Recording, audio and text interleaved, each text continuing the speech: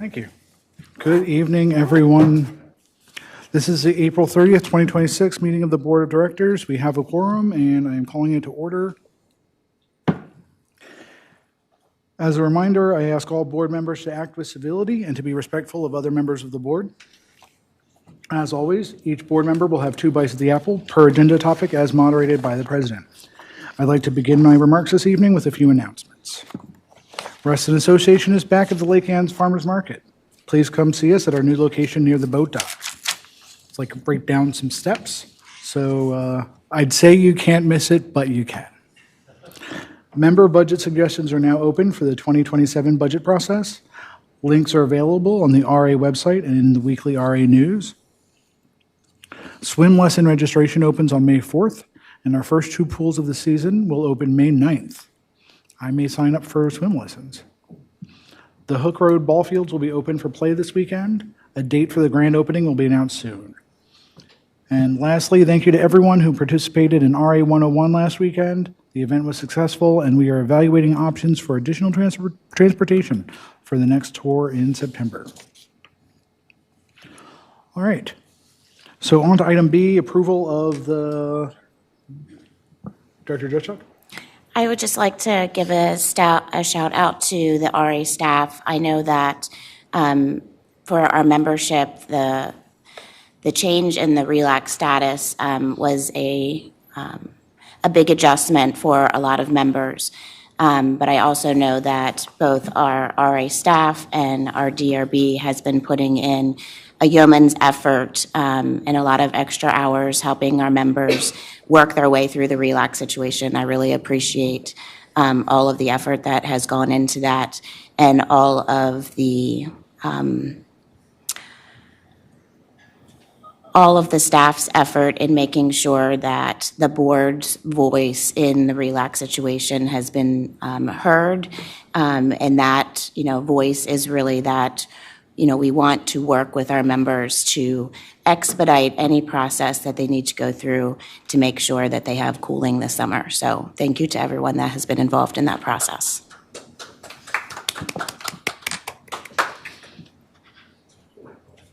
All right. Moving on to item B, approval of the April 30, 2026 agenda. Mr. President, I ask unanimous consent to adopt the agenda as published. Any issues with that? Seeing and hearing none, we'll move on to item C, member comments. Brittany? We have Amy Becker. Please come to the podium. You will have 3 minutes. Please state your name and address for the record. My name is Amy Becker. I reside at 11500 Fairway Drive, condo unit 306, Reston. This location is directly across the street from the Hook Road baseball field. I've lived in Reston for over 30 years. I've owned several properties throughout the North Point, Lake Anne, and West Market neighborhoods. I'm here this evening to ask the RA Board to implement a more transparent approach to the safe application of chemical treatments in RA's public parks and recreation areas. I'm referring to pesticides, herbicides, fertilizers that RA and contractors regularly apply throughout Reston to Reston RA properties. The current protocols are lacking in the following areas. There's no advance notice to allow local residents to adjust their activities to avoid treatment areas. The warning signs are too few, too small, or non-existent. It's likely to be able to traverse a newly treated area before spotting a very small sign. Existing signage fails to delineate which specific areas have been treated and should be avoided. There's no information about the chemicals used. There's no timing information. That is to say, when is it safe to venture into these areas? RA residents, pedestrians, including kids and pets, we don't have the information we need to safely enjoy Reston's public green spaces. I brought some pictures with me, which I'll leave with you, that show these caution signs at the Hook Road area. Only 4 signs for an entire area, very, very large area, very easy to miss these signs. I'm asking the board to review and initiate improvements in RA's chemical treatment protocols, which address the deficiencies which I've identified.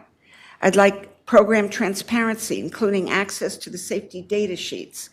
I'm asking for these changes even if the additional safety protocols go beyond what is minimally required by Virginia or federal EPA. Thank you.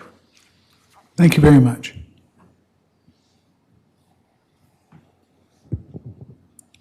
And next, we have Michelle Hudnall, who is speaking on behalf of an association. It's easier for me to read it up here. And trust me, you want me to have notes, so I don't go over. My name is Michelle Hudnall. I'm a 25-year Restonian. I've been a lifetime Northern Virginian, and I'm the HOA president for my cluster of Whitney Park East. I live at 2265 Chestnut Burr Court. And what I wanted to come and talk about tonight is, of course, the golf course and the redevelopment, and start raising awareness at the county level, given that the decision will be at the county. We in Reston are impacted the most because this is where it begins. So what's different this time? It broke out in the news again last month, of course. There are 3 concurrent amendments. Only one was in the press. And as I've been collecting names on a spreadsheet, most people are most aware of just Save Our Golf Course, not the bigger issue. And that's what I'm trying to raise awareness so that we as a county don't make an error that we have to grandfather and correct later. Why not make the proper decisions proactively? So there are 2 precedences that are at hand. One, what can move through on an amendment process versus the SSPA process, where this one has already failed twice, and we believe that process is our protection. And 2, I believe this is the most important precedent, is what is an enhancement and when is an enhancement stretched into what should be zoning. The complication here, and the 2 questions I think need to be evaluated by the Planning Commission and the Board of Supervisors prior to the November 4th vote, is first, of course, is the 1966 approval still valid? It was approved for 14 acres that were raw wooded land, vacant. There were no houses, different context than where we are today. And since then, the 71 PRC designation for the whole area being open space, and the 2007 board amendment requiring a legislative process for all PRC amendments versus the amendment process that the current developer is arguing that they have a right to. So can a 60-year-old approval override 55 years of subsequent development and 2 failed public processes? So this is a precedent-setting question for all open space within Fairfax County. It's not just our golf course. The second, and I believe is the most important, is the enhancement. So if you look at, and these are the 2 amendments that most people have not looked at until I was prompted by the news to go searching, and my background is 30 years of tech market analysis. It didn't take me long to find the 2 additional amendments that sit out there on yet an amendment process, not a SSPA process. The filed drawings indicate a 2-story lighted commercial driving range. I'm sure you don't have to see the picture to know the picture. As you come into the current country club or clubhouse, that driving range, we're talking about a Top Golf driving range, 2 stories lit up, driving 250, 300 yards into the golf course cluster here, golf course square. So of course, all of this yellow area is what they're proposing is lit up. So basically a redevelopment of 100 acres up here, encompassing 5 current residential townhouse communities. Those are all in blue. The pink are the condominiums. So within those drawings, we've got the commercial driving range, 2 stories, nighttime golf proposed on part of the course, a standalone restaurant indoor simulators, lit up training facilities, a lit up putting course, chipping ranges. So you understand, we're talking about lighting up an area between Colts Neck and Soapstone, South Lakes, and Sunrise Valley, that entire area. The only thing that's not in these amendments are the 36 acres of fairway along Sunrise Valley. So this changes the trajectory for those homes, for the 5 existing residential communities. Now we're talking about a lot of chain link fence and netting all around this lit up area. If Reston Association couldn't light up a tennis court near Barton Hills, how does this get approved? Why is it getting approved? Because it's not zoned commercial. It's going through as an amendment to their current deed or declaration as a golf course and open space, as an enhancement. So there is no commercial zoning review, no lighting review, and no traffic study. I live on South Lakes. I live a little east of here. I still believe I'm impacted because I'm going to see those lights. I'm just not on the golf course. So what's the real impact? So think of those condos. The residential piece, I'm less concerned about, other than we're starting a precedence of stacked townhouses that are truly condos. So I'm at the end. The financial impact. I pulled the records. The orange area is what I'm calling Zone 2. People who live along the golf course, they are impacted. And ran the numbers. Those directly impacted are 441 homes. Today's market value is $318 million for those homes. Immediately it drops to $271 million. About $48 million in lost homeowner equity gone overnight. The average loss per homeowner... I'm sorry, if I could ask you to just wrap it up, please. Okay. Average homeowner loss is $100,000. Importantly, 68 families will go underwater. Their homes will no longer be worth what they paid for. In total, it's 812 existing homes, $75 million loss. 93 homes will go underwater, and the developer will walk away with $130 million approximately. So to me, it's not a golf course story. It's a Fairfax County story, setting a big precedence in what open space actually is and what it can go through as an amendment. The county governs what gets built. Reston Association governs what it looks like. Thank you. But we as a community have to look out for the community. Thank you. Thank you very much. Director Jeszczyk? I just want to make sure that you and your cluster have seen the land use resolution that RA has on its books already against the development of the golf course. And if not, I'm sure that staff would be happy to share the language with you. And also wanted to ask you a question, which you might not have gotten to towards the end of your statement. Is there anything that your cluster is suggesting that RA do about this case? It's not an RA decision. I know. It is quite honestly a county decision.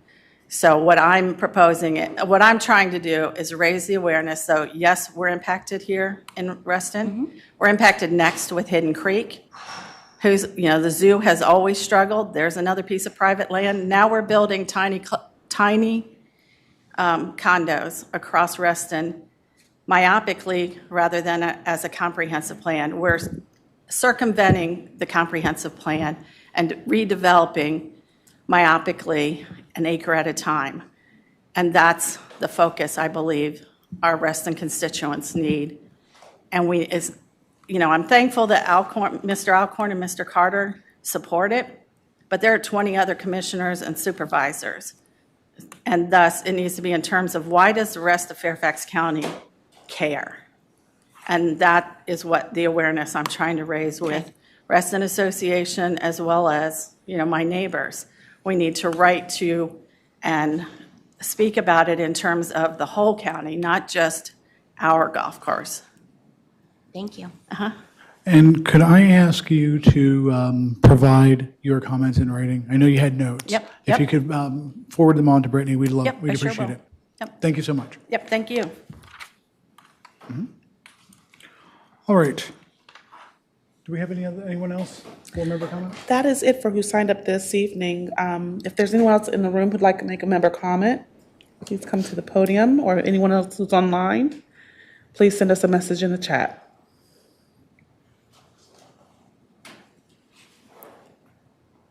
Nope. Okay. Oh, there's one. I'm sorry? I see, Oh, just saw a hand. yes, I up. see. I can't see your entire name, so I won't try to go it, but we'll just call you Kelly. I apologize for the familiarity. That's fine. Yeah, I had put it in the chat, but I didn't know if anybody was looking. My name is Kelly Westenhoff. I live at 2502 Charlestown Lane. Been a Reston resident for a number of years.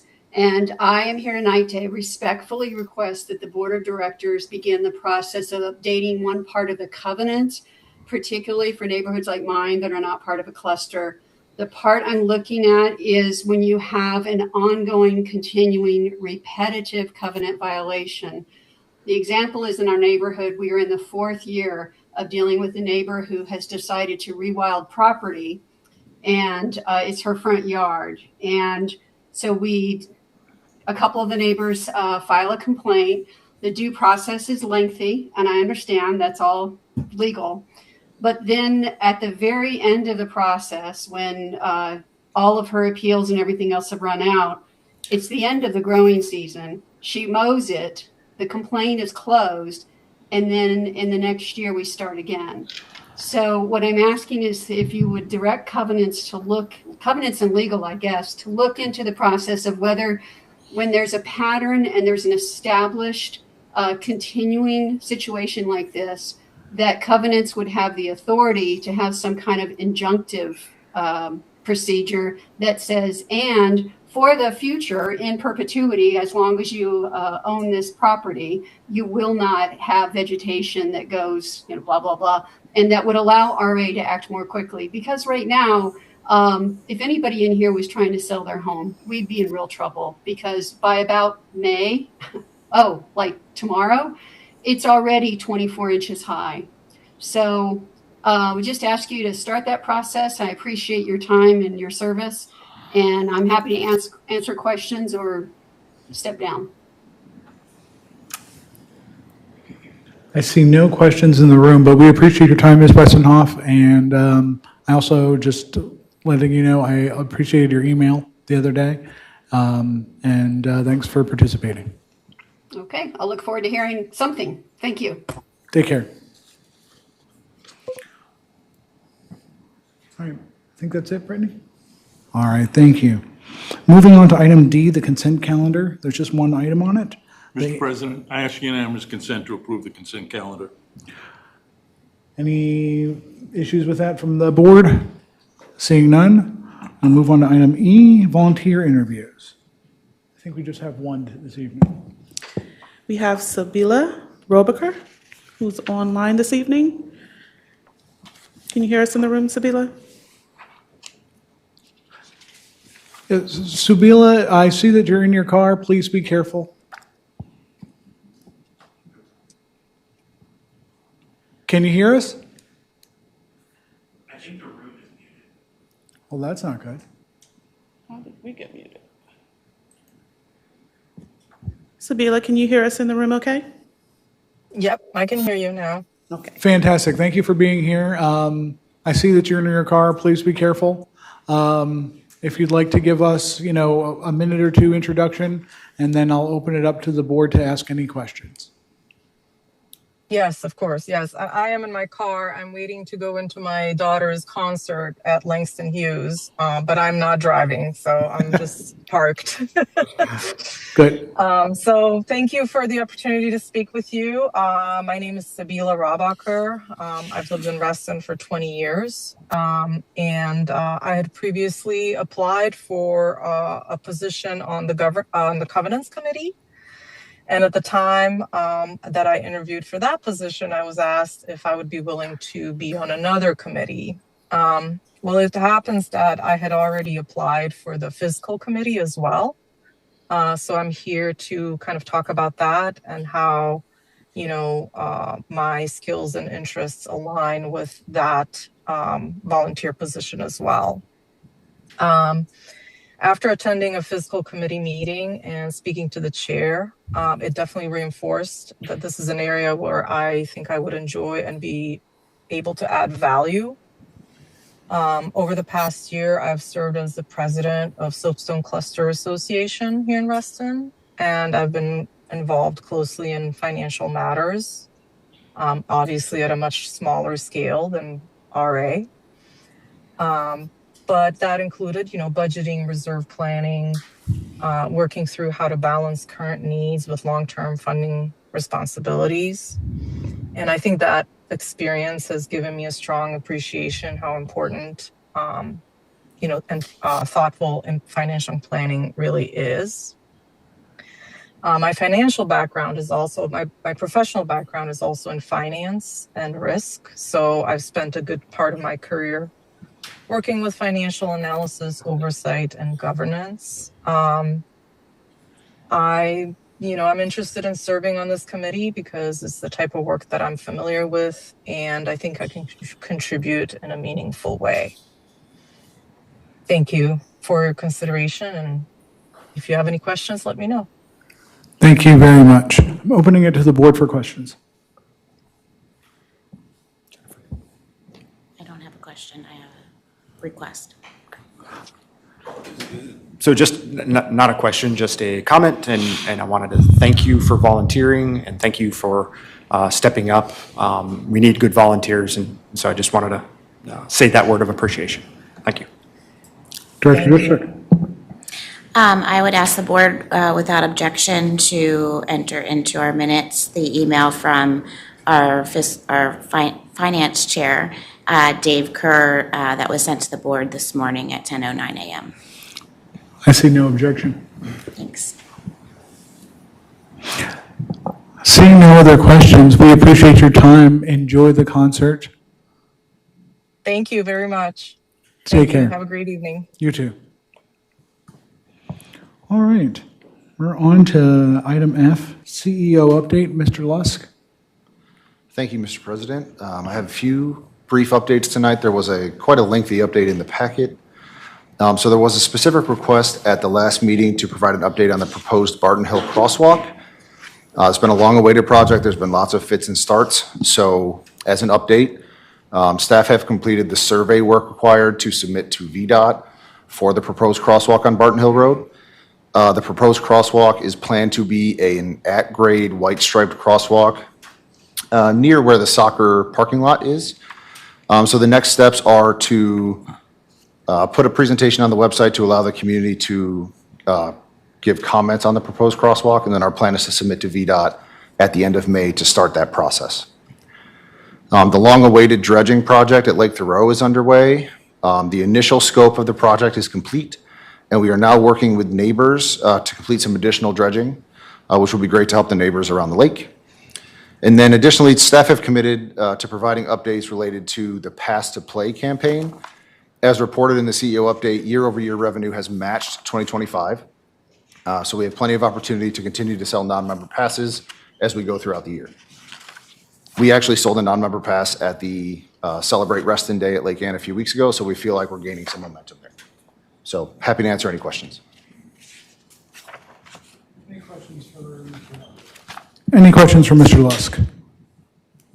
Dr. Santa?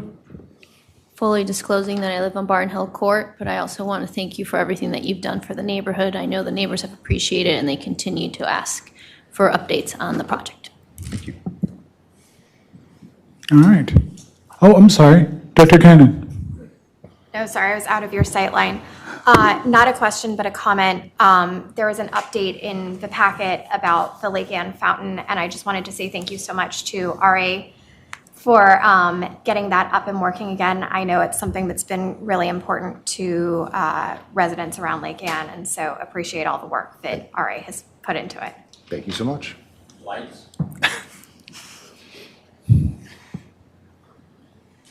Can't keep them all happy. All right, I see no further questions or comments for Mr. Lusk. Thank you very much. Moving on to Mr. Vrooman, the CFO / Treasurer's report. Sir. Okay, thank you. And in the packet, and there was also a video, I provided an update on our actuals through Q1 of this year, through March, compared to the budget and compared to last year. And, we're early in the year, so not a whole lot to focus on yet, but we're slightly ahead of budget on revenue and under so far on expense. We have some vacancies, so tracking well so far. Our cash is in good shape. This time of year, we've collected most of the assessment revenues and haven't spent much of the money yet through the busy season, so cash is looking good. And one note is that our accounts receivable is $272K below last year at the same time, which indicates that the assessment collections have been coming in well. I know there were some concerns with, some of the challenges in the economy that we might have some difficulties there, but so far we're ahead of last year as far as collecting on the assessment, so that's good.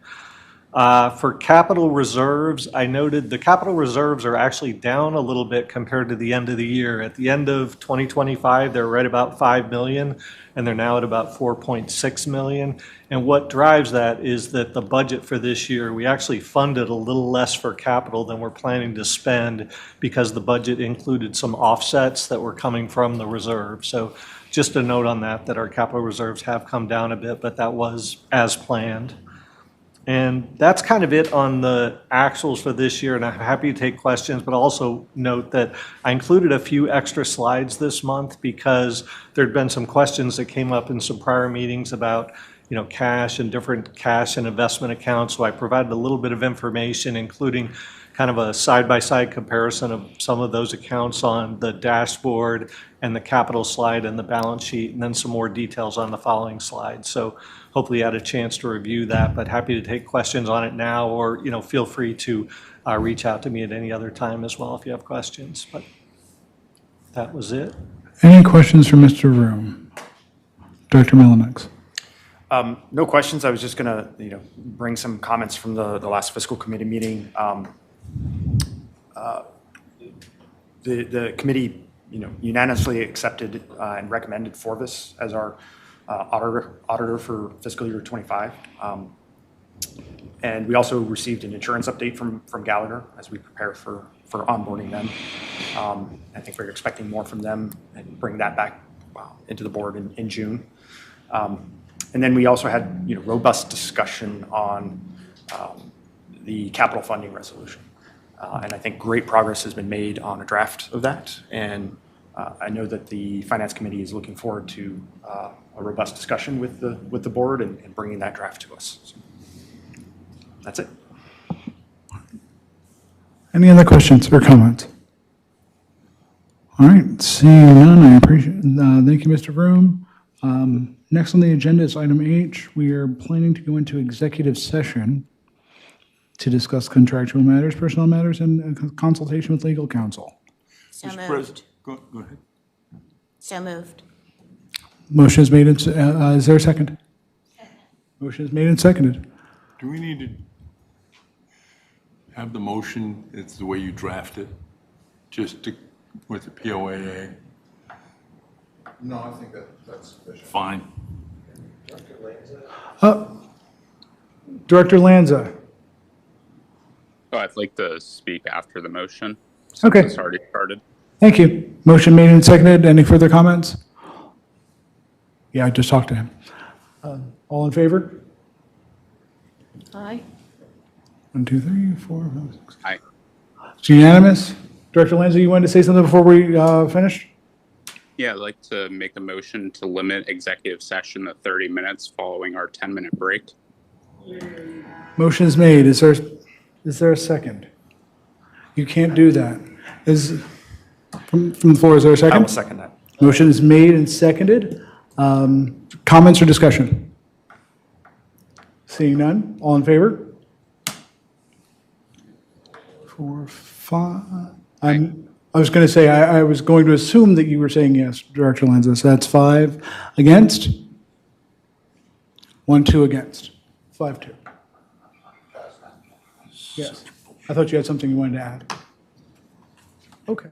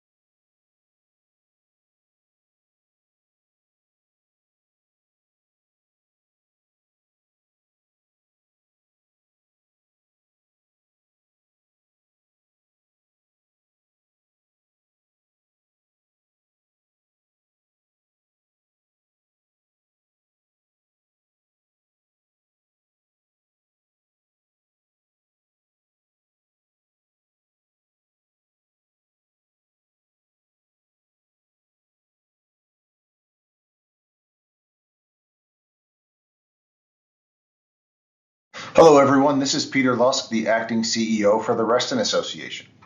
This is your CEO update for the Board of Directors meeting on April 30th, 2026.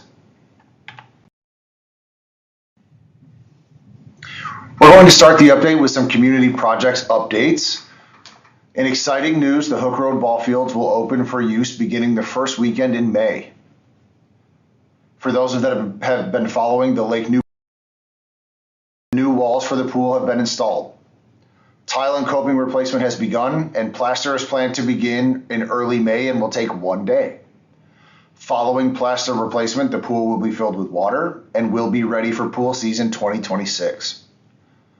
Also, for those tracking the Lake Thoreau dredging project, dredging is underway and is planned to be complete in mid-May. This is great news for our capital projects team, as they've been waiting to complete this project for over 1 year. Earlier this year, the Board of Directors approved a contract for multiple pools projects, including the circulation and filtration at Hunters Woods Pool and plaster projects at North Hills and North Shore. A few of these photos are seen here. These projects are around 80% complete and will be ready before the beginning of pool season. Also, the Lake Ann fountain has been repaired and is now operational.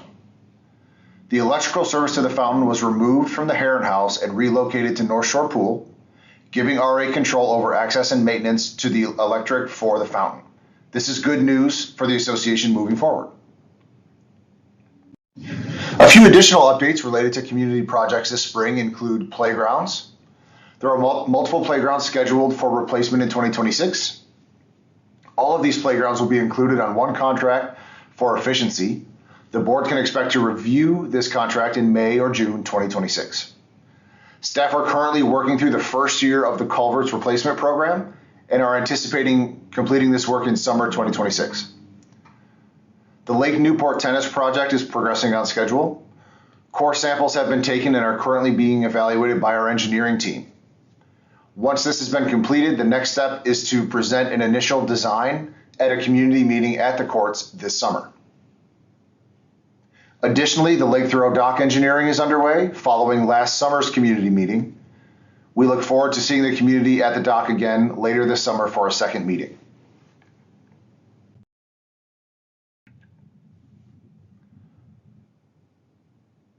A few design review board updates. At the April 21st, 2026 full DRB meeting that was held in person, as you see on the screen, the master air conditioning unit installation plans for both Vantage Hill and Larka were approved. This ensures that both groups now have plans to move forward with air conditioning. Covenant staff have worked to ensure there was little to no DRB administrative paperwork required to ensure members could move forward without delay. This is great work by the Covenants team, and thank you to our Director of Covenants Administration, Cam Adams, for moving this forward.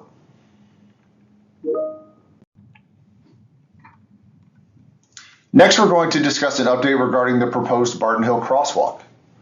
In 2023, a new crosswalk on Barton Hill Road was suggested by members of the community. In response to this request, staff completed a traffic study and a crosswalk feasibility study. At that time, the recommendation from the engineering group we were working with was to pursue a speed hump or speed table on Barton Hill Road.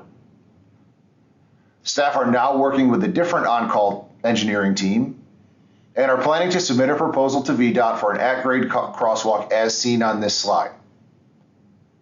You can see on this slide the hashed marks in the middle of Barton Hill Road is an at-grade striped white crosswalk that connects to the existing trail system. As part of the proposal, some of the existing trail system will be demolished to connect to the new proposed crosswalk. There will also be new signs installed indicating a crosswalk on Barton Hill Road should the application be approved. Staff are planning to record a presentation regarding the crosswalk and will put it on the RA website for community review and comment prior to submitting to VDOT for approval in May of 2026. This slide provides an easier to read visualization of what the new trail and crosswalk could look like. The two hashed boxes in red are the new proposed trail connections, with the black and white hashed box being new proposed crosswalk. We look forward to providing updates on this project. As we look ahead to summer, that means summer camp for the association. Registration is up almost 13% compared to 2025 at this time. We are also very excited to offer our newest camp experience for 4 and 5-year-olds called Mini Day Camp. This is a direct result of survey results from the 2025 camp season, and we're very much looking forward to providing this offering.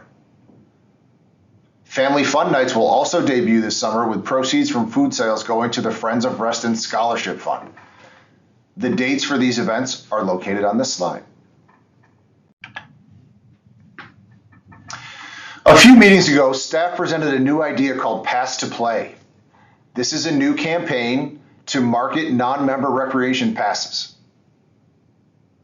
Staff have initiated this campaign and have been tracking metrics related to its effectiveness. Year to date, compared to 2025, we've sold almost as many non-member passes as all of last year, with revenue already outpacing the 2025 year due to the increase in cost. We look forward to continuing to market non-member passes and will continue to report these metrics to the board of directors. In early 2025, the board of directors approved Gallagher as the association's new broker of record. Staff have been meeting weekly with Gallagher since early 2025 in preparation for the annual insurance renewal in June. Gallagher has visited the Finance Committee multiple times over the last few months and are planning to come back in both May and June to review the proposed renewals for the 2026-2027 renewal period. Like most years, our fuel tank storage and camp insurance will be renewed earlier than the rest of our insurance package. However, our plan is to sync up all renewals for next year so that all insurance renewals are completed at the same time. One of the major benefits to working with Gallagher has been the coordination of loss control meetings with the different insurance carriers to review our current risk management practices and to reduce the likelihood of occurrences and potentially help reduce premiums in the future. To provide a quick update on the association's land use program, staff are tracking multiple applications with upcoming public meeting or planning commission dates, some of which the Reston Association Board of Directors has already sent comment letters to both the Planning Commission and Hunter Mill District Supervisor. Staff will continue to track these applications and provide updates to the Board of Directors as necessary. To round out this presentation, this is an update on the Reston Town Center North Central Green. To provide a brief overview, Reston Town Center North first submitted an initial rezoning plan in 2017 and has since submitted multiple reiterations of the plan since its original submission, with the most recent being on March 30th, 2026. In the most recent rezoning, the applicant has addressed many of the comments that RA raised in their letter that was sent to the Planning Commissioner and Supervisor on the topic. There has been a slight shift in road alignment for Street A as seen on the top of this graphic, which has made Block 1 of the site slightly smaller and the central green slightly larger by 0.13 acres. The applicant has also provided a plan for the interim condition of the central green prior to it being developed into a more robust site to include playgrounds and other items. Staff will continue to provide updates to the Board of Directors on the Reston Town Center North project.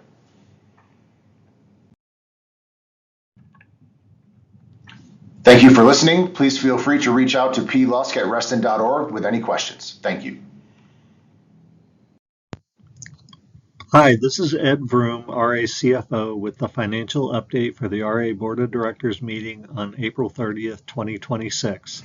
This update covers actuals through March 2026 compared to the budget and compared to last year. As shown on the dashboard, for the period ending March 30th, year-to-date revenue is $37K above budget, with an unbudgeted land use proffer offsetting boat fee revenue pushing out from March to April.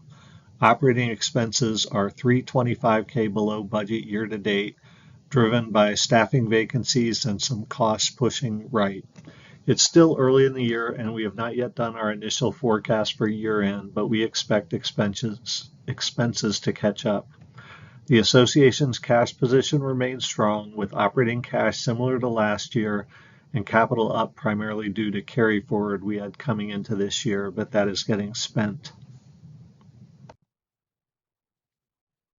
Some more detail on revenue. Nothing really of note yet other than we had boat fees in the budget in March, but they'll be hitting in April instead. And in January, we received a proffer for a small piece of RA land that VDOT took over. Collectively, department operating expenses are $325K below budget year to date, with staffing vacancies in natural areas and capital driving some of the variance. For natural areas, part is the open director position, with open arborist positions also driving that. Eventually, we may have some offsetting additional professional and tech support costs if we outsource some of the arborist work that would have normally been done by RA staff. Functionally, people costs are $178K below budget year to date, driven by vacancies. Other expenses are down $147K year to date, but we anticipate this will catch up. Moving to capital, as of the end of March, RA had a total of restricted cash and investments for capital of a little over $8.9 million, with $8.65 million in RRF funds and $271K in CARF funds.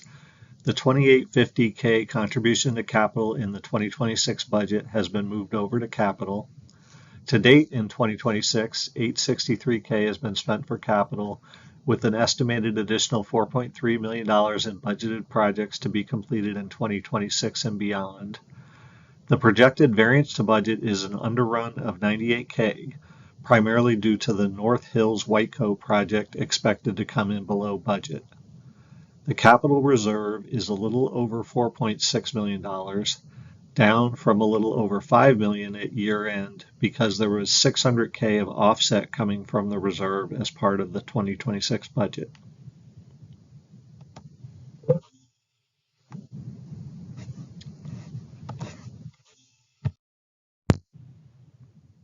Looking at the balance sheet, cash available to fund operations and meet current and future capital project needs remains strong.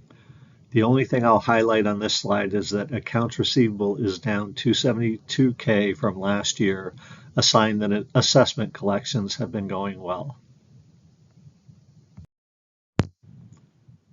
Following up on some discussions and questions in prior board meetings, I also included a few slides to discuss the cash and investments that are shown on the dashboard, balance sheet, and capital slides each time I present the association's financials.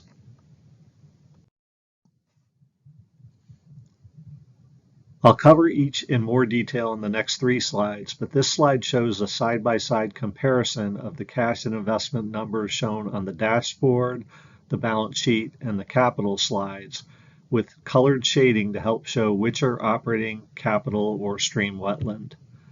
Operating on the dashboard includes both cash and operations from the balance sheet.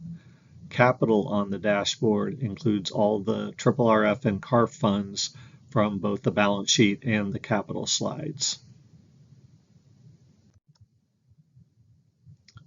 As noted on the dashboard slide, our operating fund balance grows early in the year as we collect the assessments and then declines throughout the year until we start collecting the next year's assessments in December. The stream wetland funds came from our agreement with WSSI, the Army Corps of Engineers, and the Virginia Department of Environmental Quality. There was no RA member contribution to this fund, and we will not receive any more, but will spend it down for dredging and other stream wetland related projects. The Stream Cap Fund also came from that agreement and with no RA member contribution. We still expect to receive another approximately $2 million for this fund over the next few years, potentially about $500K this year, or that could push to next year. We could use some of the investment earnings from this fund too, but we'll likely wait until the other stream and wetland funds are used first. Moving to the balance sheet, the investment account is RRF money that's invested in mutual funds of stocks and bonds. The stream cap fund is also invested in mutual funds, with everything else in the bank, as little as possible in low earning accounts needed for monthly expenses, with most in money market accounts or treasuries. Deferred revenue is what we collect in December for the following year's assessments. We collected almost 1.2 million more in December 2025 than we did in December 2024 due to efforts to communicate more effectively with members. Unrestricted operating cash is what remains after subtracting out deferred revenue, which is meant to cover next year's expenses, and budgeted lease surplus, which is the amount we pay more in rent versus what is budgeted. As we discussed last month with the 2025 year-end close discussion, we ended the year with unrestricted operating cash equal to only 0.87 months worth of operating expenses, a little under the target range of 1 to 2 months, but we recommended no action was needed since the overall cash position was still strong at over 17 million, even though most was restricted for operating capital and stream wetlands. Finally, looking at the capital slide, you'll see the makeup of the RRF and CARF numbers that show up on the balance sheet and dashboard slides. Cash minus spending equals the RRF shown on the balance sheet, what's in the bank, plus the RRF investments, and the CARF equals the total capital, which is shown on the dashboard.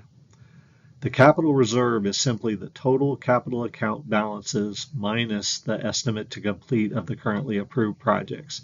It will go up or down from investment earnings and project variances.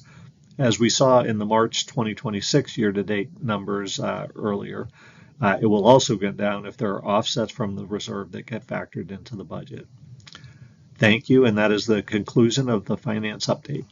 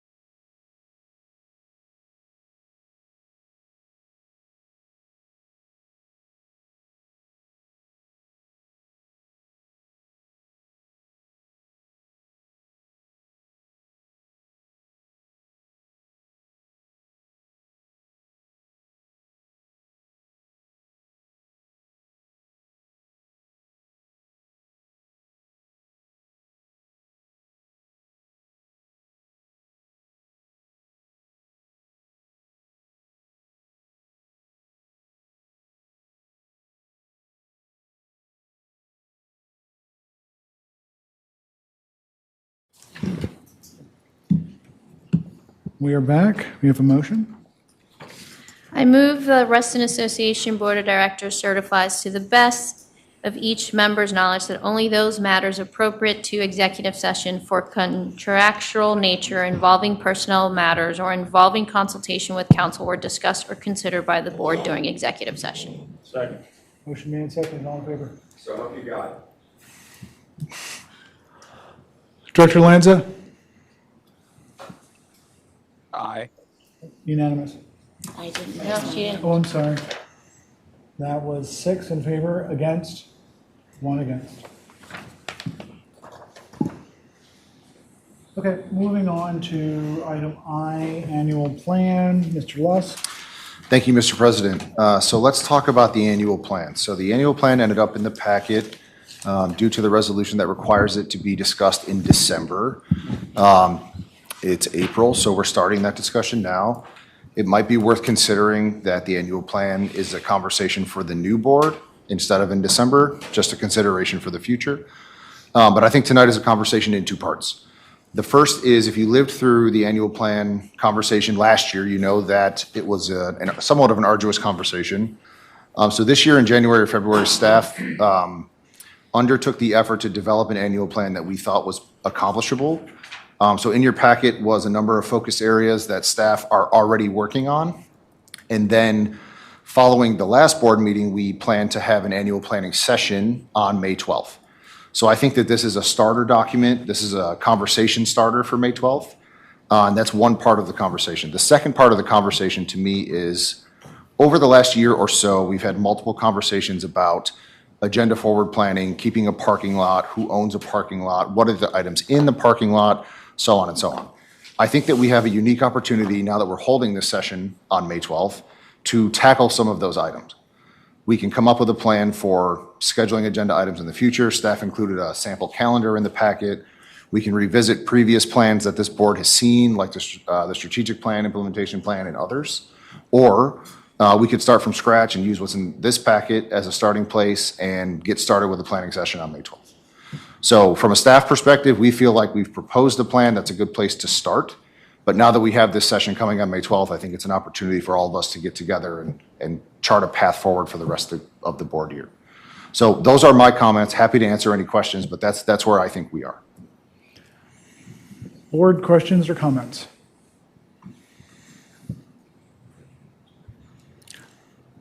I see none. All right. Oh, Director Farrell. Can we ask from the 12th in the package? Oops, sorry. Beg your pardon. Can we ask that in the board materials for the meeting on the 12th that we include the parking lot? Sure. So that we populate that calendar that you've developed with the issues on the parking lot and we actually get our work done? On that same note, actually, I'm going to ask Director Farrell. Director Farrell, do you mean that would include all of the different data sources that Mr. Lusk referred to in our last meeting? I'm more interested in the compilation that you and I would look at along with Director Santa and Director Flashman. I want that. Mm-hmm. And then we also need, in my view, to look at the quarterly report, because the quarterly report has issues that have been adopted by the board, but I'm not quite sure that many of them have been completed. And so it would seem to me that there would be, in an annual plan, a revisiting of those items that haven't been closed out, mm-hmm. and that it be part of the annual plan. Now, maybe those items are simply part of the CEO update, and we get a CEO update on that issue in July or August, November, whatever. But it's a long list when you put those two lists together. And I think we have, when I sat through the orientation, a duty to complete those items. And so I'd ask that those two items. Now, if there's other issues that need to be looked at, okay, not adverse to having more information. Mm-hmm. I just think those two are essential items in order to work out an annual plan. I ask because I was thinking about those two items as well as the list that Director Juszczyk had been keeping. And if we can find a way to reconcile all of those data sources into a single data, repository, I think that'd be wonderful. I think our plan as staff is, if we can come as prepared as we can be to the May 12th meeting, whatever we can do to provide the information that the board would like to discuss for the rest of the year, we're there. We're ready.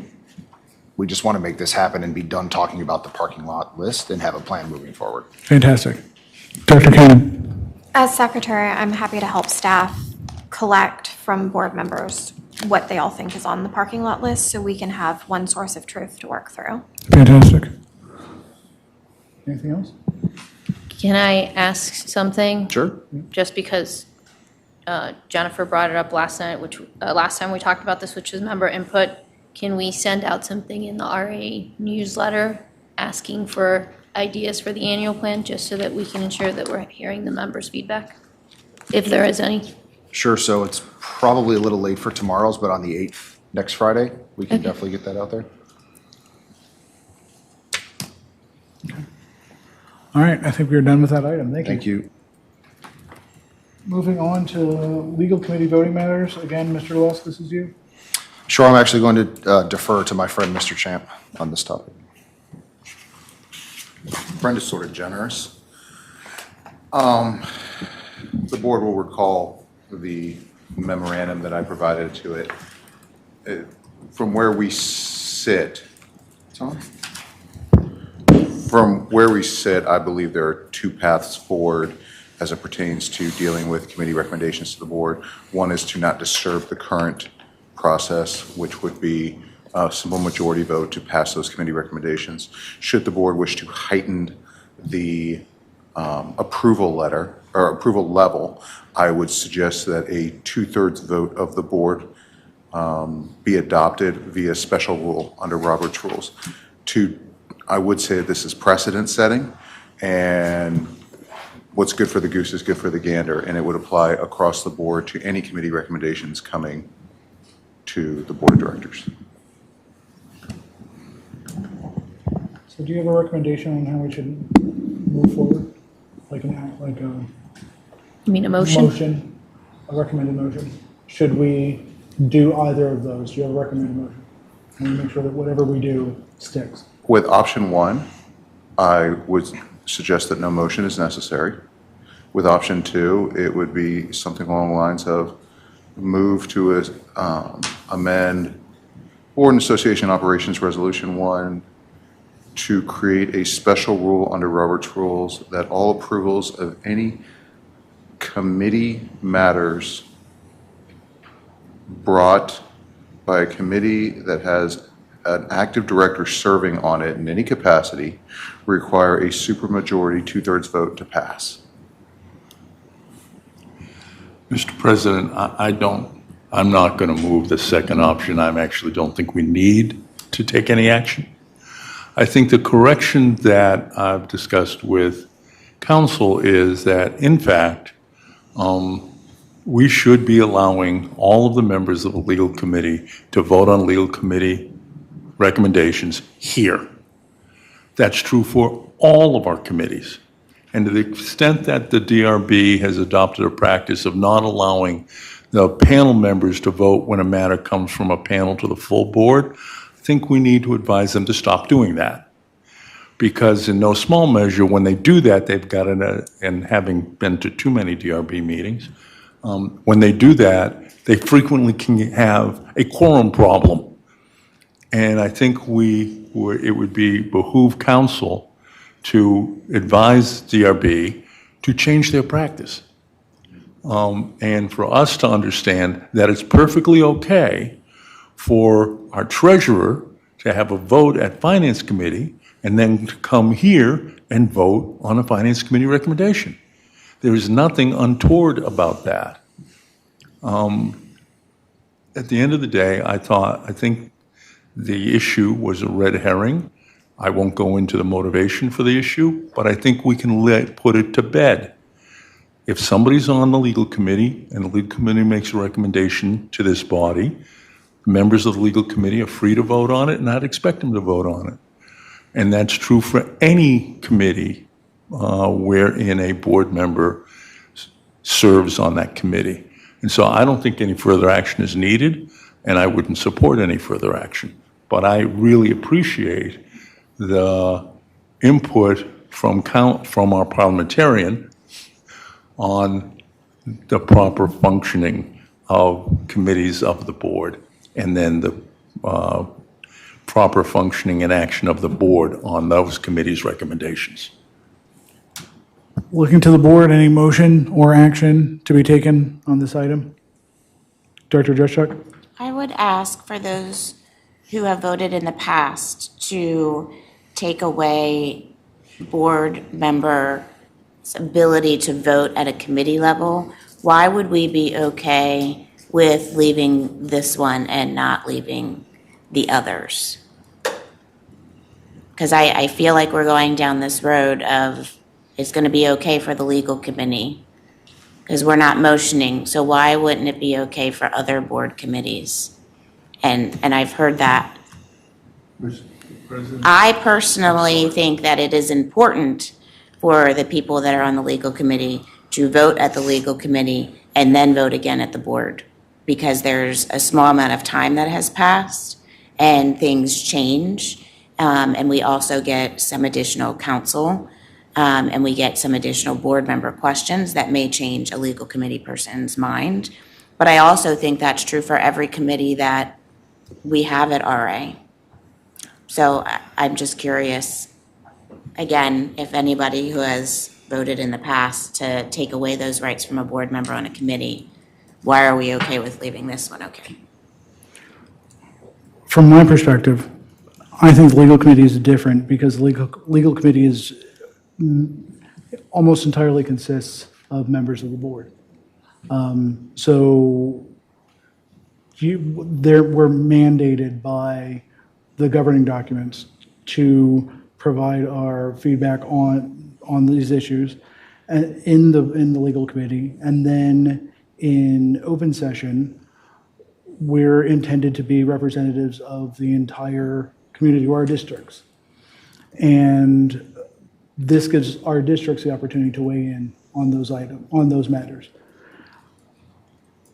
Removing the legal committee's ability to vote removes the district's ability to weigh in on those issues. So the various districts that we represent. So So you feel like when you're on legal committee, you're voting at a district level? No, in our open session we are.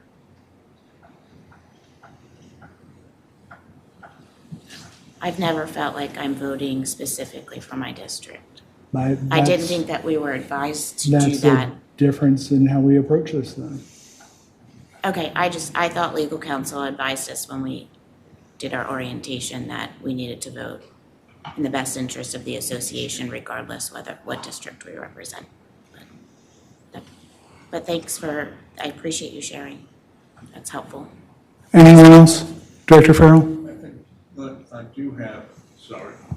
I did have a question of council. Do you need an action of this board to advise the DRB to change their processes to comply with your advice on parliamentary procedure? I don't think so at this time. I will discuss with CAM and we'll present something to the DRB. They have not been advised. I can't see it being an issue, but if it does become an issue, I'm happy to come back.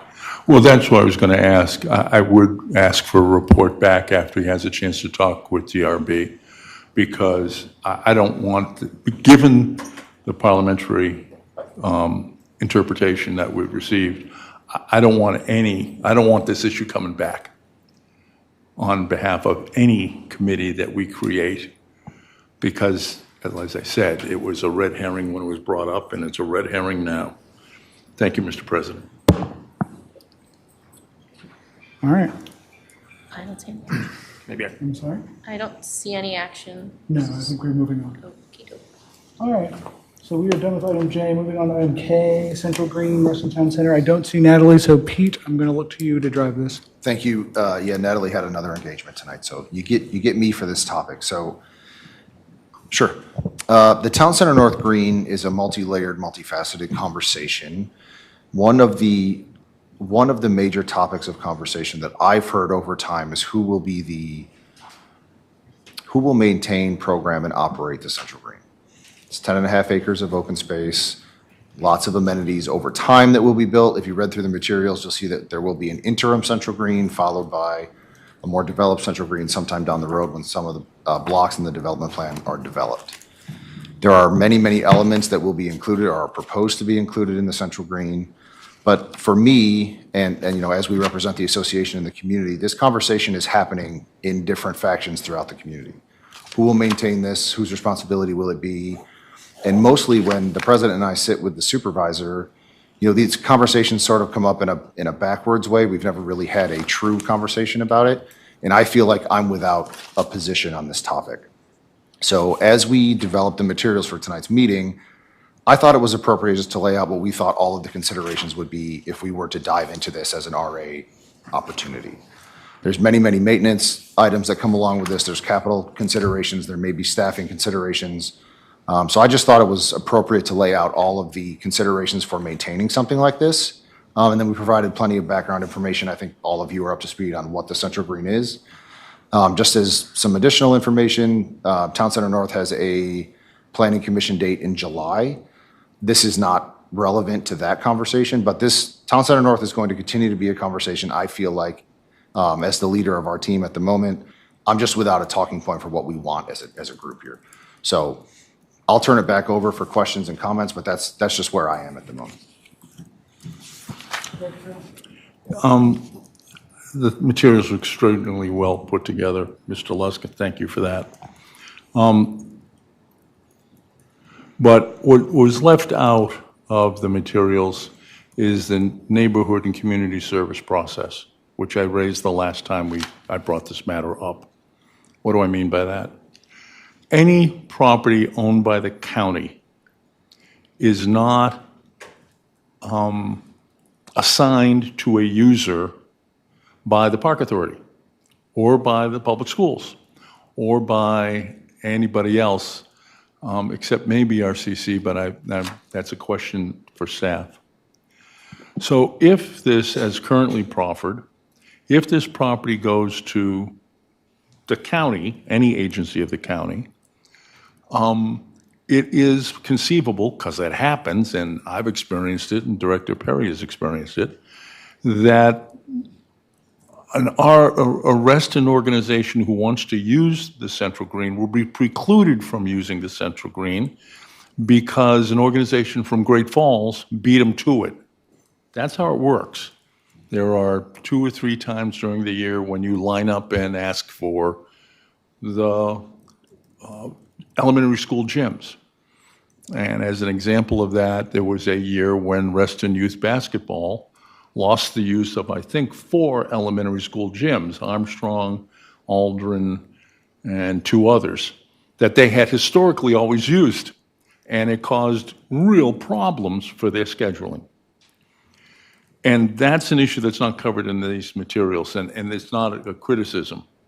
But that's an essential issue here, because the association spent the money to bring the lawsuit.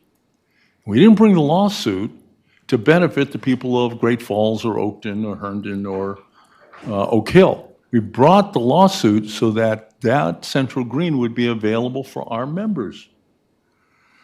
And if it just goes to the county, our members will lose the use of that facility. Will it cost something to maintain? Sure. All of our property costs something to maintain.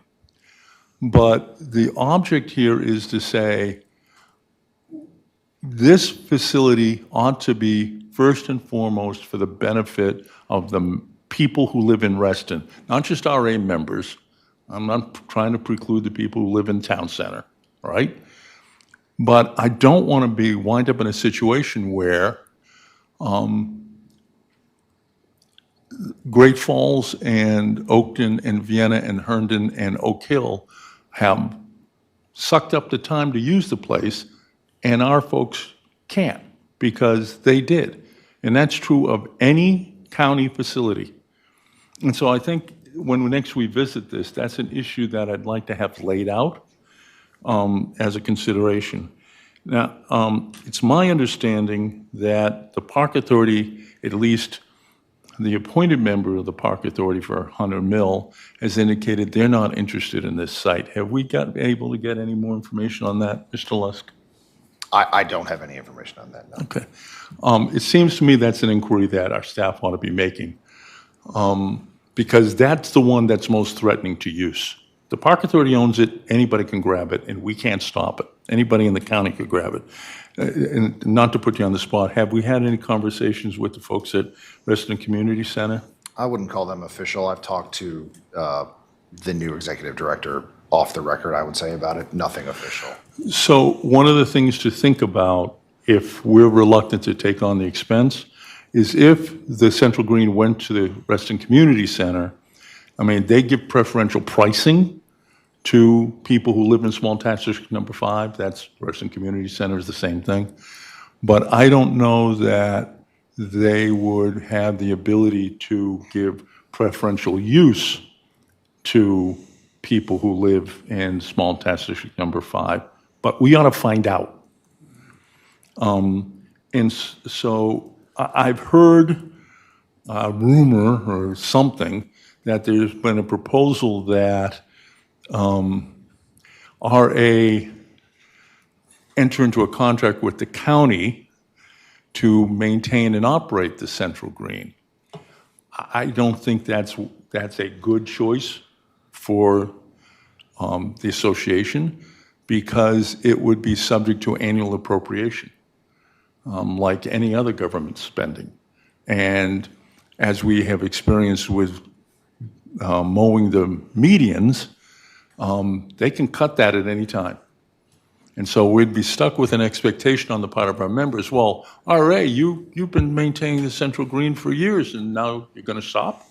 Well, if there's no appropriations, we'd have to stop. So you've got an expectation, I think, on the part of membership. We don't want to set an expectation on the part of membership that the association is maintaining the Central Green and controlling and managing who gets to use it, and then have the prospect of it disappearing when the appropriation doesn't happen. So those are my concerns. I don't expect to come to closure tonight, but if somebody put a gun in my head and said, what do you want to do? I would want that property, when it's finished, not during the interim, but when it's finished, I would like to see it deeded to RA. Because if it's deeded to RA, then we know it will be available as it was intended to benefit the people of Reston, not the people of the county. And we have this problem all the time with the few parcels that the county owns within the boundaries of Reston.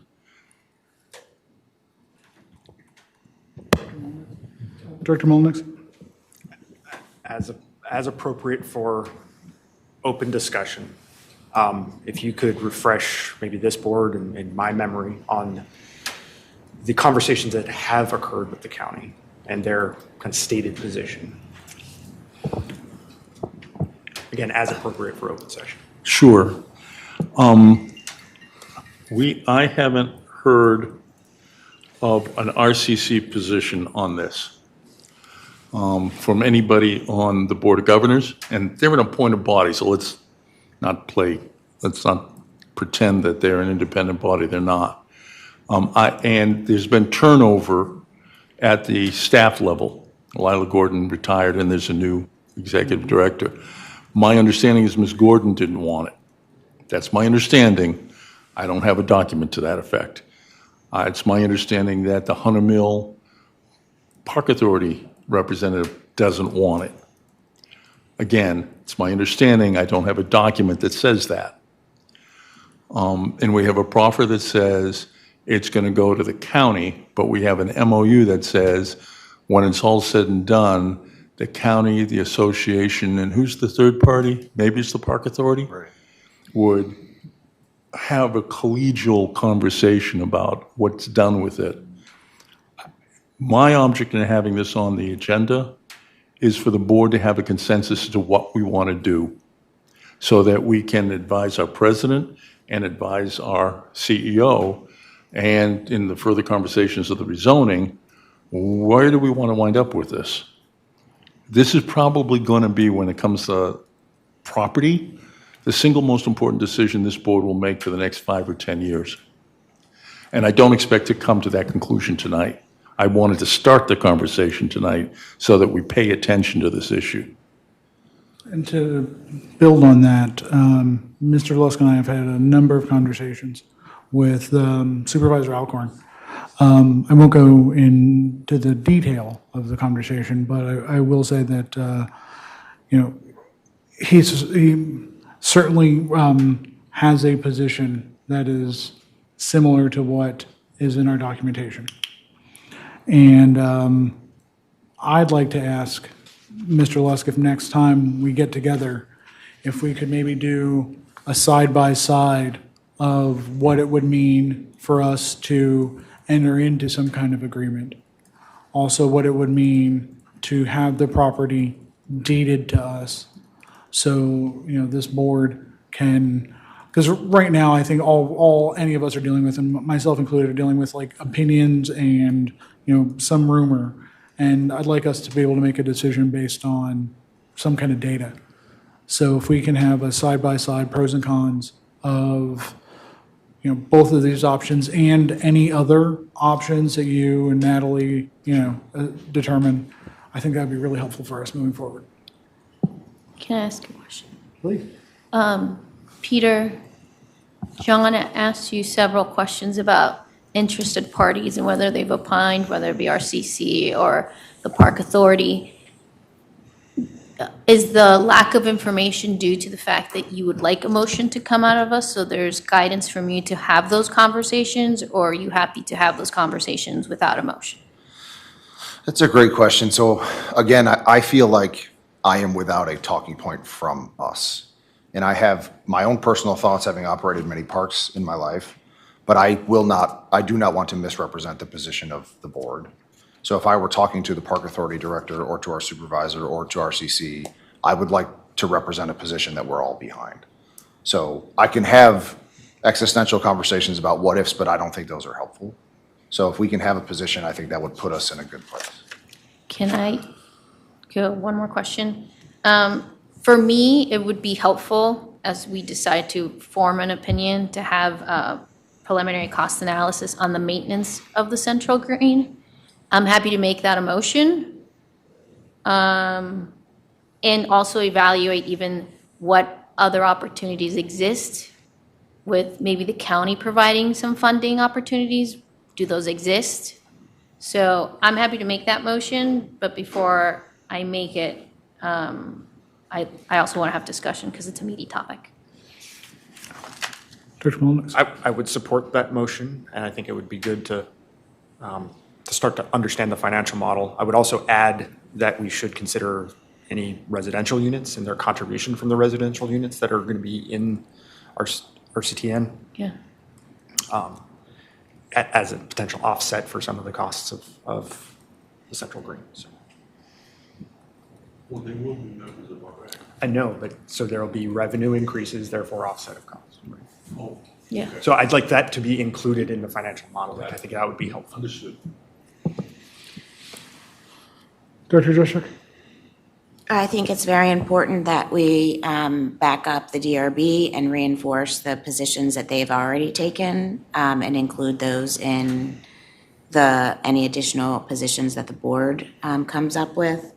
I also wanted to ask council if our land use staffer has brought you any proffers that might be contained in the latest zoning case that would satisfy the language in the MOU.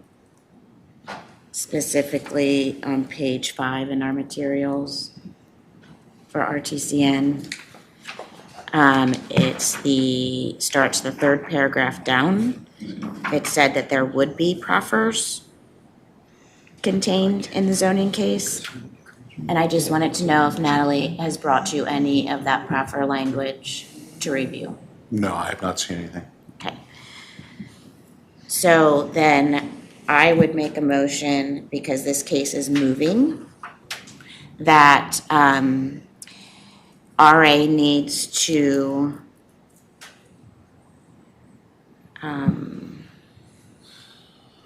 Review the proffer?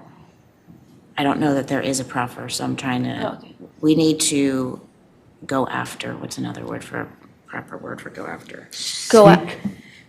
That RA needs to seek to defend its position in the MOU by ensuring that the proffer language in the zoning case meets the needs of the association. Mr. Champ? I do have a proffer for RTC North that I just received the other day from Mariska on the matter, and I'm happy to forward that to the board if the board would like a copy.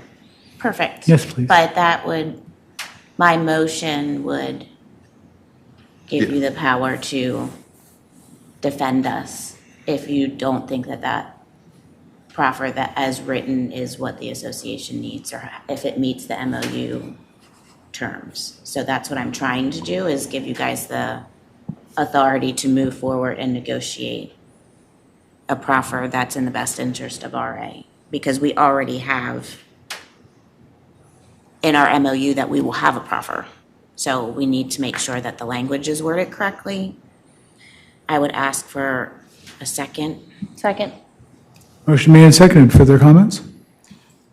Director Mullenix? Maybe just to ask Pete, if the motion on the table goes far enough to give you some direction in having future conversations, or if you feel like we should add anything else to it, be open to.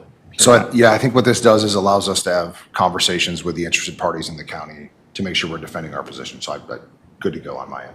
Okay, thank you. Yeah, this is just the legal piece. I think there's many other positions that we could take, but I think this is imminent and we need to take this one immediately.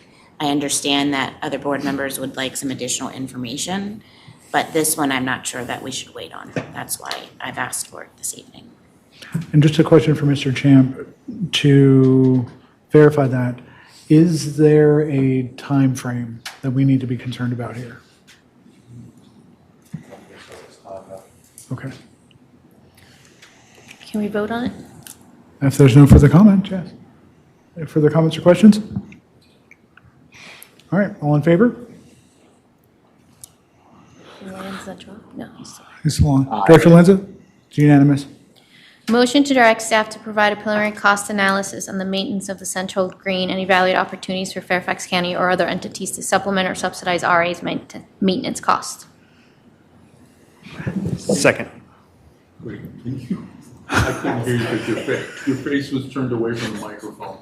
Can you forward that to Brittany? Motion to direct staff to provide a preliminary cost analysis on the maintenance of the Central Green, evaluate opportunities for Fairfax County or other entities to supplement or subsidize RA's maintenance cost.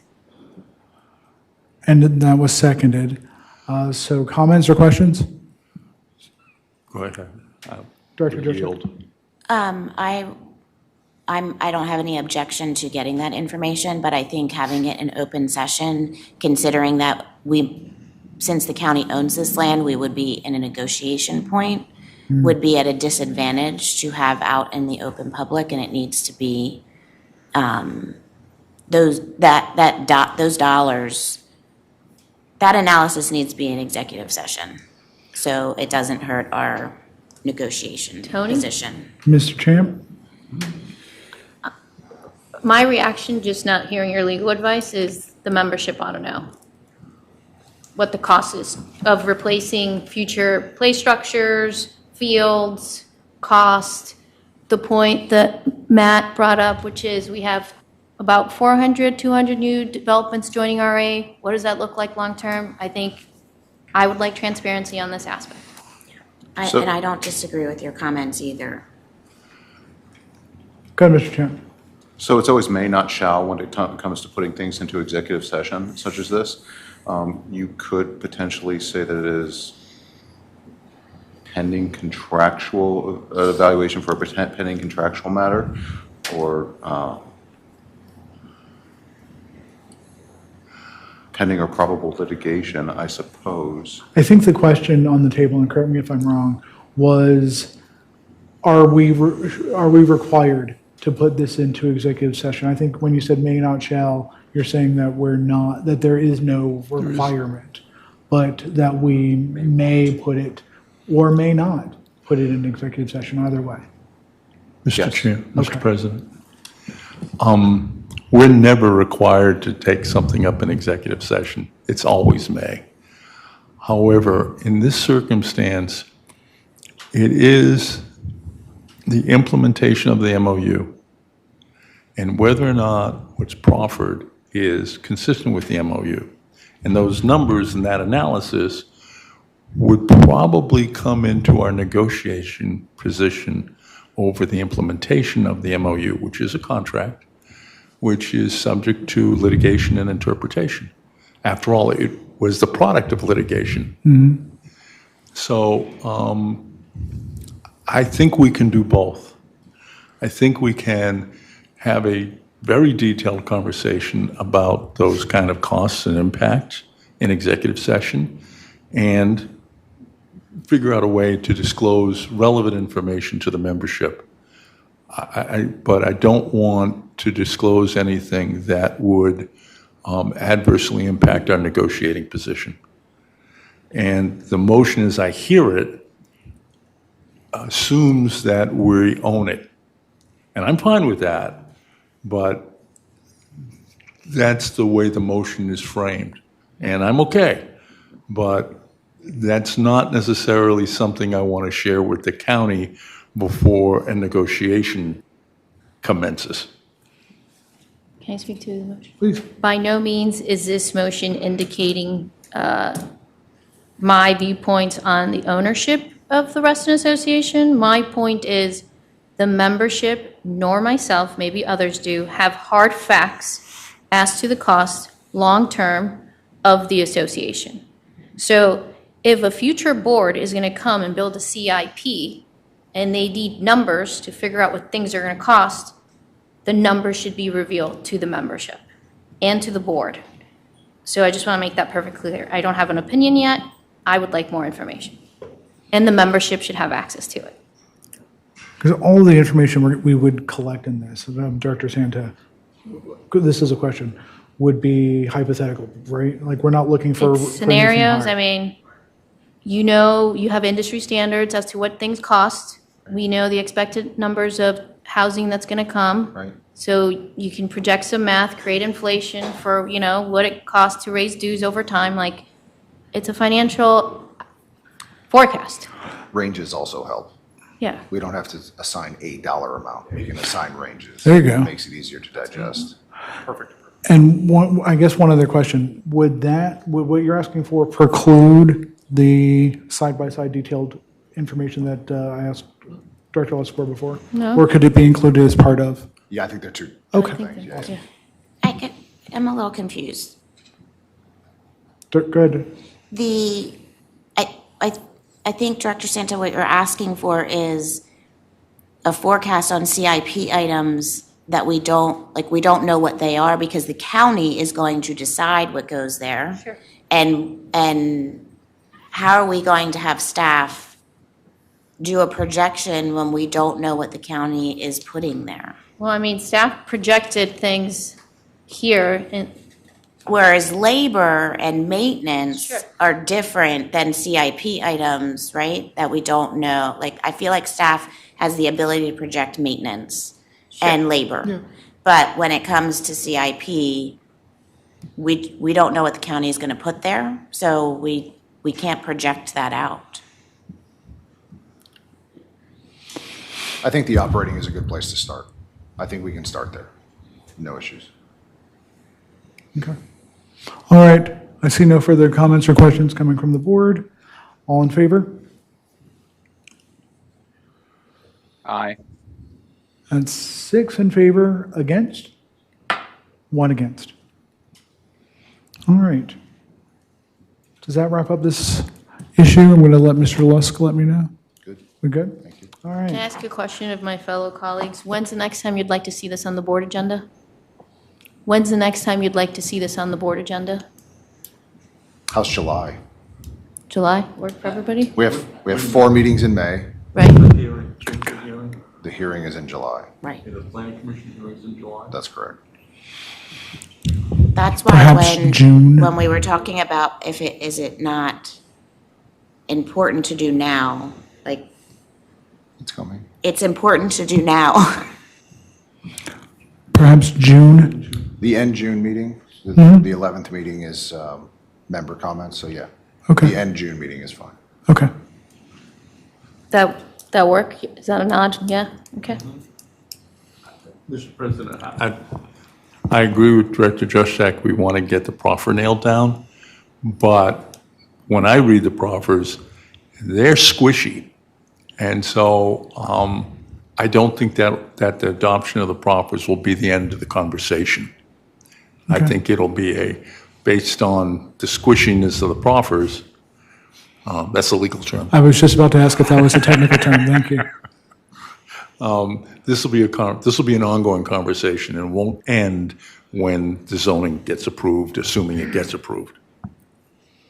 Thank you. All right, so item L, new business, and a reminder for the board, new business does not mean that, concluding new business does not mean that the agenda is over. It means we've got 2 items that are here to address the special meeting, the Joint Finance Committee meeting on May 27, and the regular Board of Directors meeting May 28th. However, once we've addressed those agendas, there's still room for board members to bring up new business. We will not be immediately adjourning. Mr. President, I'm sorry. Item 3, just so that we won't forget, I will be making a motion on the volunteer appointment. Okay, thank you. Mr. President, can I ask for unanimous consent to adopt the draft agenda for May 14th and May 27th as printed in our materials? May 27 and May 28, you mean? I have a draft agenda for the 14th. I have a draft agenda for 27th and for the 28th. For all 3, I'm asking for unanimous consent. Seeing any objection? I There is objection? I have an objection to the May 14th What is May because I have an edit. Because I have an edit. You have an objection to the? I have to the May 14th, but the others I do not. Okay, so I'll move, I'm hearing an objection to the 14th, so I'll move adoption of the agenda for the 27th and the 28th. Yes. Okay, with, for the 27th to 28th? 27th and 28th is my motion. Any objection? No, it's a motion. Oh, you- I had I was doing all 3, I had an objection, I am now making a motion just for the part that has no objection, 27th and 28th. Thank you very much. Is there, the motion is made and seconded. All in favor? Director Lanza? Unanimous?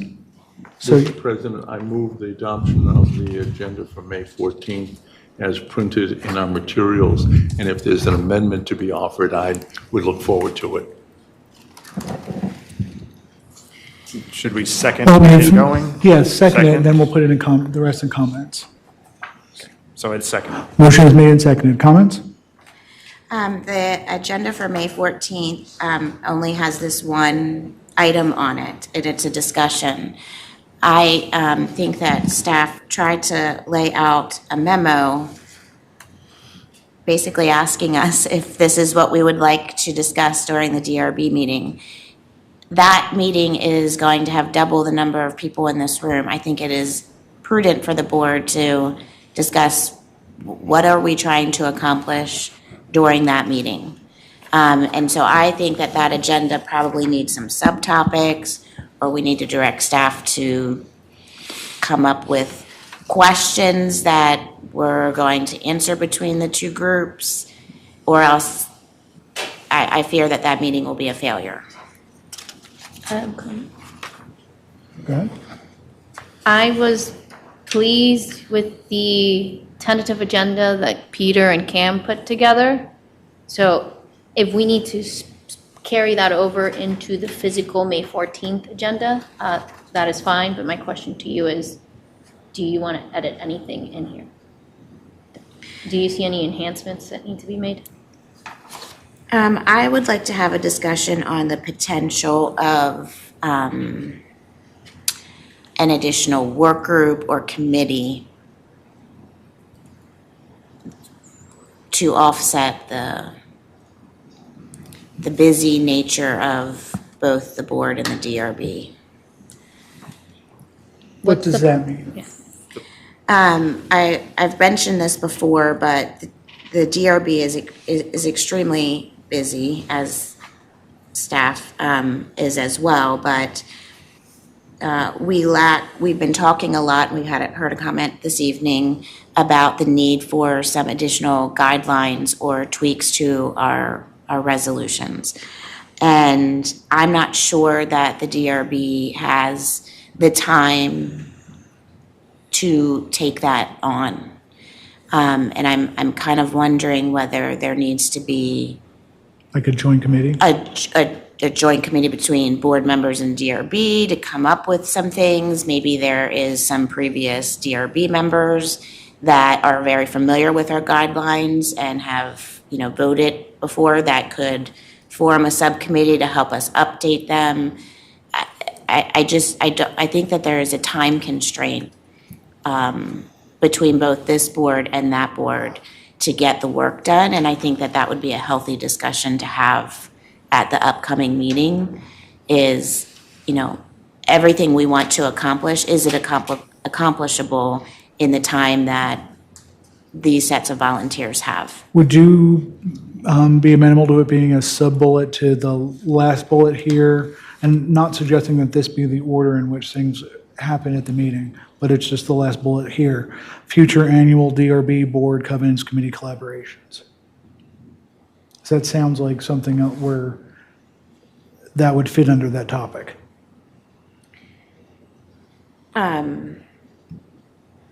Yeah, I think that was kind of setting up the next time the two groups are getting together, but I don't have an objection to adding a discussion on how best do we accomplish our work, Can I ask a question? something like that. I guess I'm going to throw this to either Jennifer, Peter, or Cam. Do you have a sense of which resolutions have been neglected that require our attention immediately? And if so, can those be provided on the May 14th meeting? If such a list of high priority items that you have reoccurring themes that you're like, these need to be brought up so that they're on your radar, so that then I think we could have a discussion. So yes, there are a couple resolutions, specifically the use and maintenance standards, which you heard earlier today. But in terms of design review board, not really, no. Okay. What about the lighting issue that we dealt with last year, where we had ambiguity about the terminology of, I believe the word was excessive? So that would be a design guideline, and we are waiting for you all to get together to get that feedback so that the DRB can finish their work on proposing changes to the design guideline. And I think what Director Santa was asking was if there are any particular one, like any of those, that should be highest priority, so we can make sure that they're addressed right away. Am I wrong on that? I heard resolutions. I was only asking about resolutions. I know there's a strong list of things because we sent them back to you, and I know there's another list because you showed us what the list was. So I sort of think I know y'all's priority, but if you want to rank them, that's fine. Gotcha. I misunderstood. So resolutions and design guidelines are two. Yeah, right. I'm just asking about resolutions. I misunderstood, not you. Okay. So resolutions for design review board, no. Use and maintenance standard resolutions, yes. There are 16 of them. Okay. And those are the 16. So can we have, I think to be explicit, can we have resolutions, all 16 of them, brought up to the next board meeting? And I would encourage Mr. Cam and Champ to get together and highlight which ones can be either fixed with your recommendations or the ones that really require our direction. Sure, we have a priority list that we can bring to you. Awesome.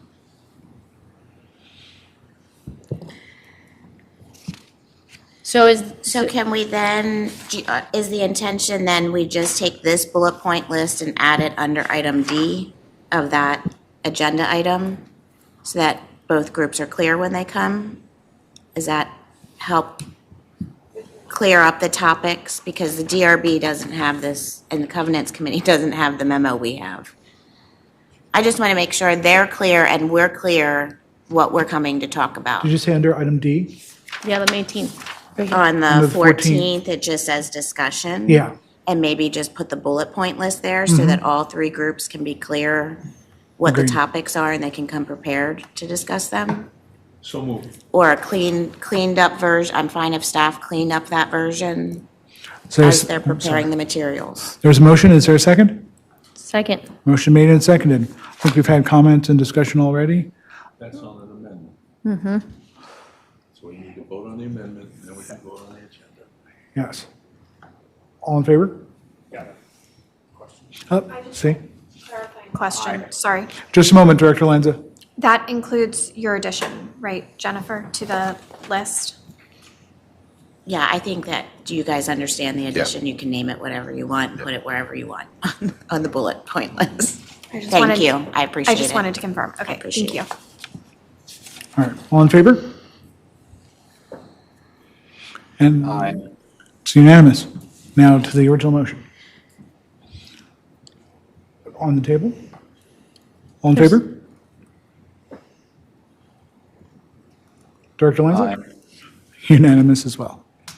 I move to approve, how do you say her name? Sabila? Sabila. Thank How do you you. say her last name? Okay. For the position of member to the Finance Committee. Second. Motion made and seconded.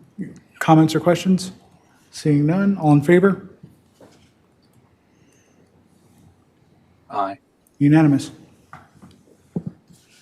I'd like to make a motion, we were missing an agenda because we hadn't decided what our date was at the last meeting, so staff couldn't create it. But we don't have an agenda for the annual planning meeting on May 12th. Don't. And last time we had a brief conversation about how we wanted to potentially run that and what our limitations were in running it as well. So I thought I might start with a motion to adopt that agenda, and then we can give staff some direction this time on how we would like to see that meeting run. So I will motion to approve an agenda for the May 12th, 2026 special board meeting to include all the standard agenda items, plus items entitled 1, discussion, annual plan, 2, annual plan adoption, which would be a discussion/action item. Sorry, and it's annual plan adoption for 2026, 2027, meaning this board calendar year. And 3rd, next steps, annual plan 2027, 2028, and that would be discussion.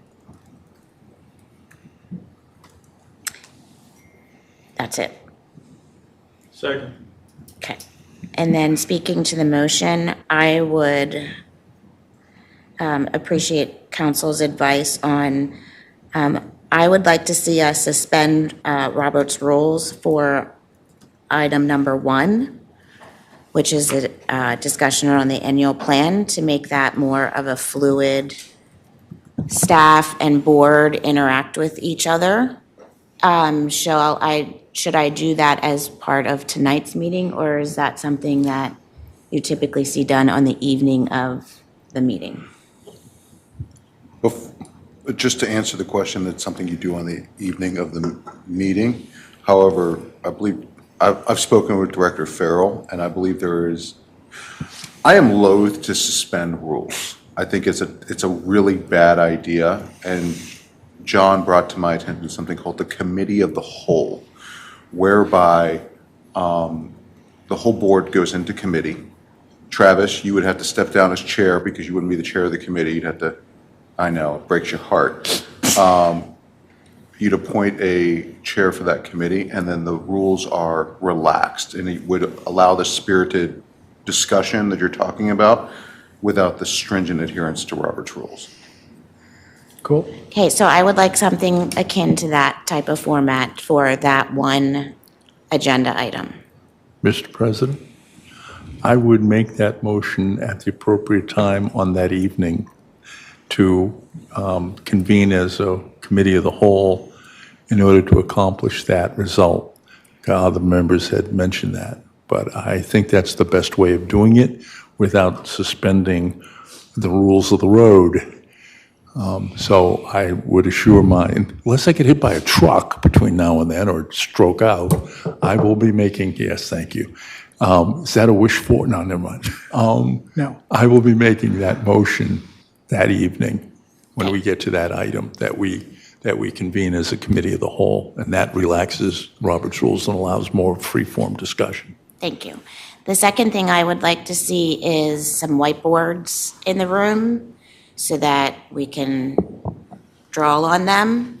The third thing I would like to see is to ask our CEO to have staff of his selection participate in those discussions with us so that they can more fluidly, without having to come up or be asked a specific question, more fluidly have conversations with us during that discussion. Maybe, Mr. President, maybe a fourth or fifth table. So it's a nice circle. Director Mullenix? For one, I'm looking forward to it. I think it'll be a good thing. I'm unfamiliar with the concept of the committee of the whole as a whole, so maybe I would ask our parliamentarian to just give us some guidelines, whether that's written or in the moment. I'd prefer them in advance so that we understand going in what it means to be in the committee of the whole and how to operate. It's relaxed, but how relaxed? So that's my only request on all of this. I can send a short memo to the board. Thank you. Can I have ask a question? Since we've seen now staff's annual plan in their direction, is there something in particular that you as a member want us to tackle so that we come with the mind frame to support the conversation? One of the things that I'd like to get out of this is a format that the board can and staff can continue on with and I think that Peter set us up really well for the 2026-2027 board year. I think that, as Director Farrell had mentioned, there are some things that we need to take from the parking lot list and the secretary's report. I'd like to come away with one of those documents, not have the board have 3 standing documents that it continues to have to wonder where to look at things.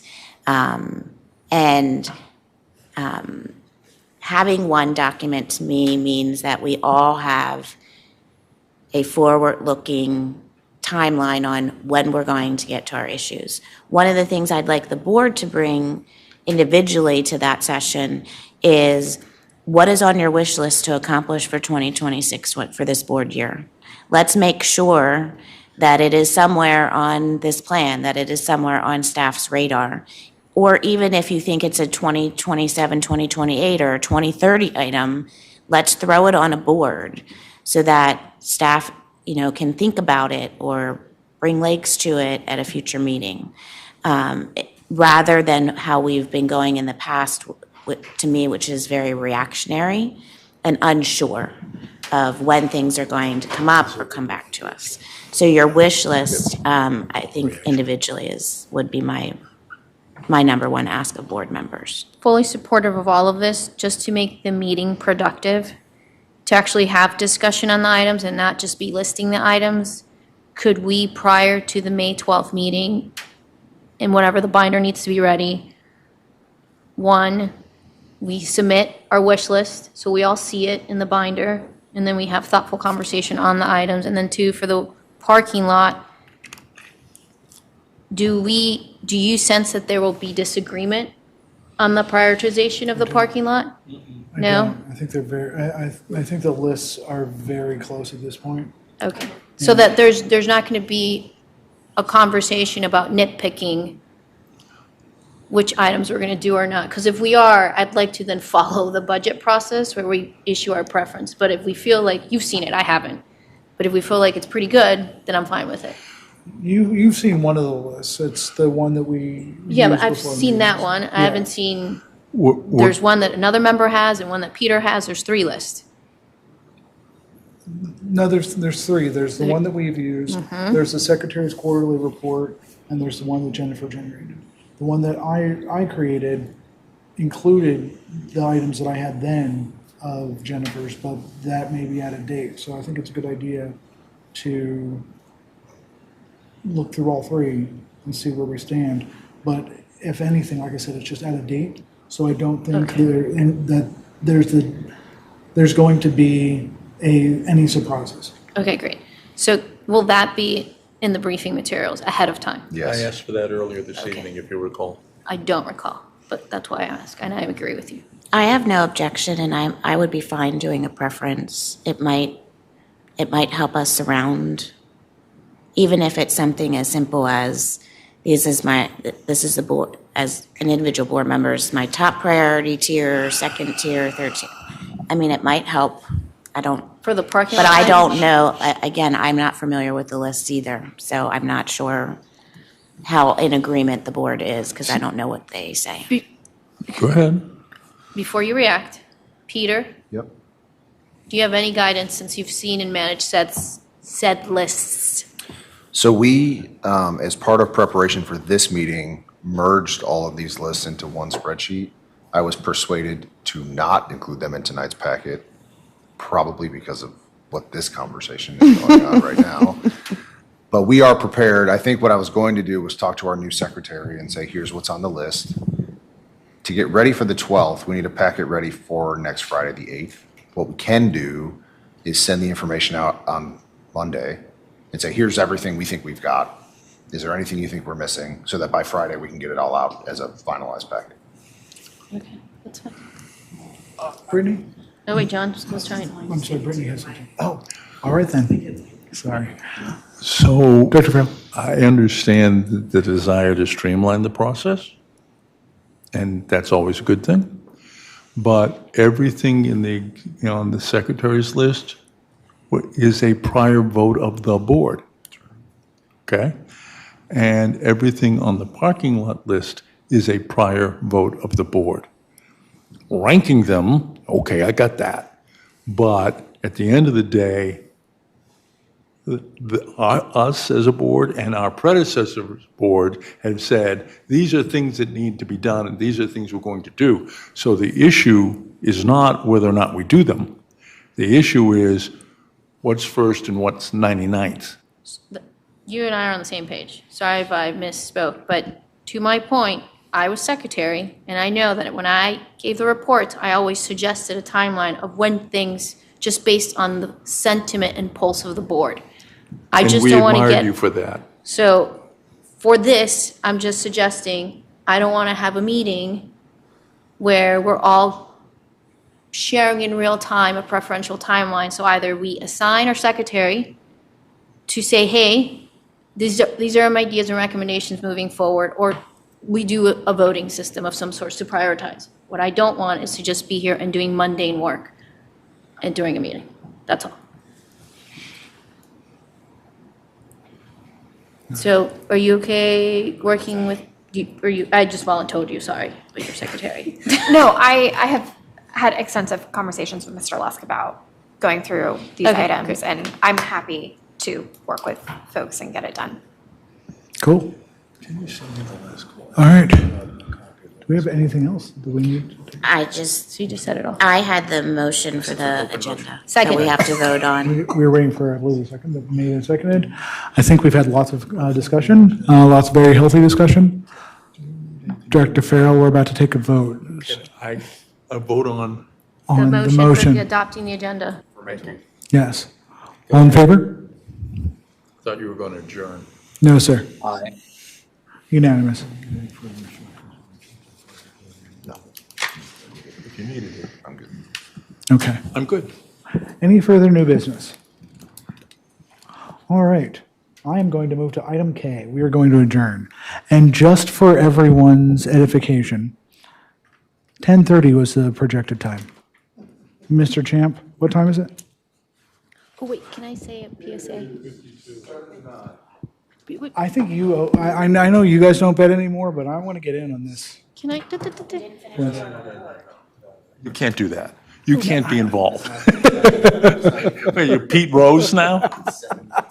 That's true. I would be betting on my own thing. A quick FYSA, I will be late to the planning meeting. I have a prior work commitment. I believe Travis is unable to attend, so we will have to elect somebody to chair that meeting. So just sharing that now so we can prepare. Which meeting is it? The annual meeting? The annual planning meeting on the 12th, I'll be there.